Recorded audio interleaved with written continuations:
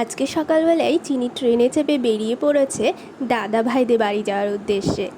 এইদিকে ট্রেনে পাশে একটা ছোট্ট দাদা ভাই চিনিকে এই চকলেটটা গিফট করেছিল। পেয়ে তো চিনি বেজায় খুশি। আর এদিকে আমাদের দাদা ভাইদের বাড়ি পৌঁছতে পৌঁছতে প্রায় 12টা সাড়ে 12টা বেজে গিয়েছিল। এই যে আমরা পৌঁছে গেছি আন্দুল স্টেশন। এরপর আমরা টোটো চেপে চলে আসলাম দাদা ভাইদের বাড়ি, অর্থাৎ চিনির জেঠুমনির বাড়ি। এখানে এসে দেখলাম কত গাছ। সব থেকে তো ভালো লেগেছে এই পান গাছটা। দেখুন কি সুন্দর পাতাগুলো হয়েছে। বাড়ি এসে তো চিনি দাদা ভাইয়ের সাথে বেশ বন্ধুত্ব হয়ে গেছে। এই যে দাদা ভাই আর দাদা ভাই চিনি অনেক খেলা করছে।